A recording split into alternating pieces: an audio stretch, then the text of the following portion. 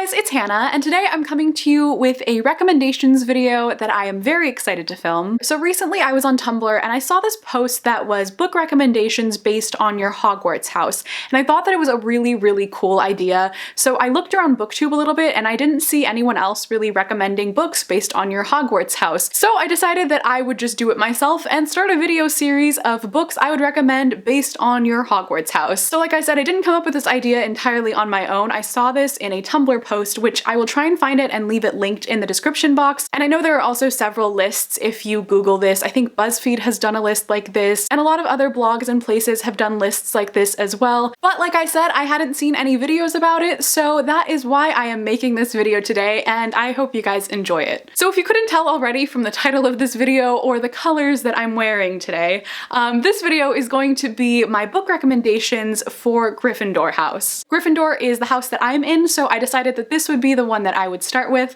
also because I have like the most Gryffindor memorabilia and I kind of like wanted to set up for this video, so I thought it would be fun. So all the books I have on this list to recommend are some of my all-time favorite books, but they're books that just remind me of the traits of Gryffindor House, like courage, bravery, and chivalry. And since the element for Gryffindor House is fire, these are all books that I feel like have a very warm quality to them and just make me feel really warm and fuzzy inside when I read them. So I think that they complement the characteristics of the house really well. I'm not saying that if you are a Gryffindor, you will absolutely enjoy all of these books. Obviously, that's completely subjective, but I think that these books align really well with all of those traits. So without any further ado, I have 5 books to share with you guys, so let's just get into them. The first recommendation I have here is actually a series, and that is The Raven Cycle by Maggie Stiefvater. This is a fairly popular YA series, but if you don't know, it is a paranormal series that follows the story of these 5 characters, 4 of them being Noah, Adam, Ronan, and Gansey, and then one girl named Blue. And these 5 characters all go on these adventures trying to find this dead Welsh king. The story is full of ghosts and magic and really whimsical writing, but at the core of it, it's about friendships and the relationships that all of these characters have with each other. And that's why I think it's such a Gryffindor book. A lot of the emphasis of Gryffindor House is on loyalty and friendships, and as we see in like the Harry Potter series with Ron, Hermione, and Harry,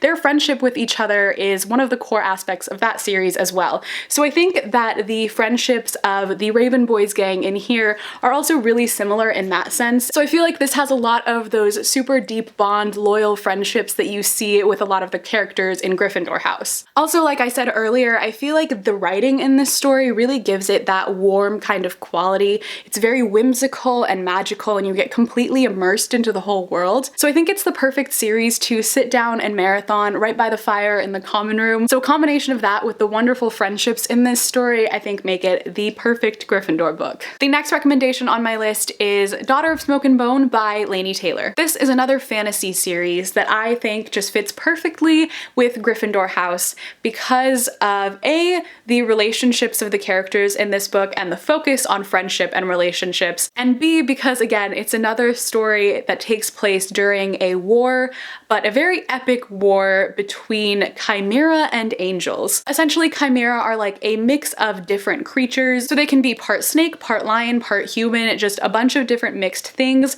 and they're essentially considered monsters. And then on the other side, they have a war with the angels, and these two groups of people are in great conflict with each other and have been for centuries. And throughout the series, we kind of follow a war that is going on between the two of them. This book is a book that I would describe as epic, since the war is very intense, the writing is very lyrical and beautiful and magical, but it definitely contributes to the grand scale that we have of this war between the angels and chimera. And for that reason, there's a lot of bravery and courage that these characters have to show, which again, of course, fits with the Gryffindor House qualities. However, I also think that another focus of this story is greatly on the relationships between the characters and their loyalty to one another. So similarly to the Raven Boys, the relationships that these characters have play a huge role in the decisions that they make and the outcome of a lot of the things that happen in the war. They're all very loyal to each other and very caring and loving, and again, I think those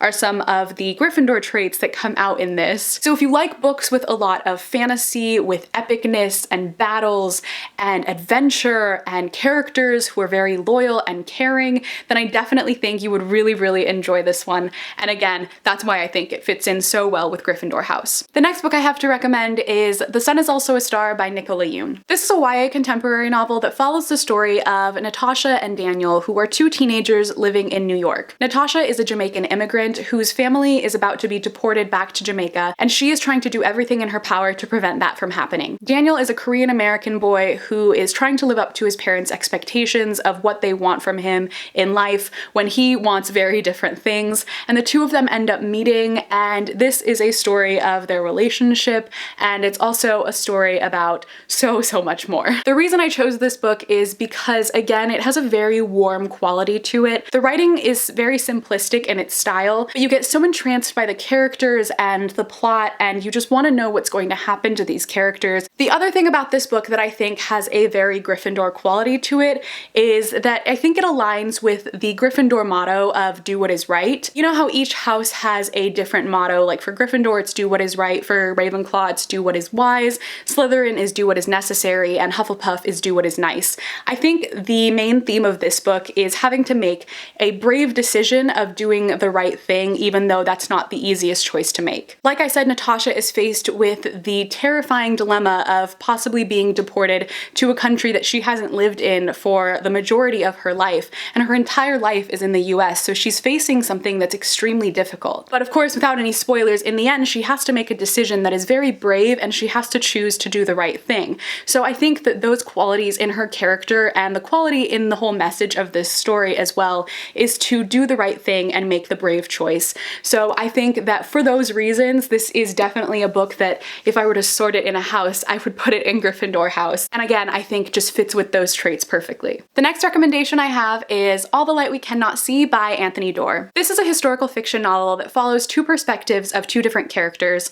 It's set during the invasion of France, and one perspective that we follow is the perspective of this young blind French girl, and then the other perspective is that of a young boy turned Nazi soldier in Germany. The story follows both of their lives throughout a long span of time, and we get to see each of their individual stories, and then eventually their paths do cross and we get to see how that plays out as well. In the Harry Potter series, we're following these characters as they're faced with war, and they always have to do the brave and right thing even though they're just children, and I think that's very similar to the themes in this story because the two characters we're dealing with are both children at the beginning of the story, and because of that, both of them are forced to make very difficult decisions and often act with a lot of courage and a lot of bravery. I think reading this as well, you get to see a little bit of a glimpse of the effect that war can have on different individuals and the outcomes of their lives depending on how they face some of the adversities that they had to deal with. And again, I feel like that just aligns with a lot of the Gryffindor traits of bravery and courage and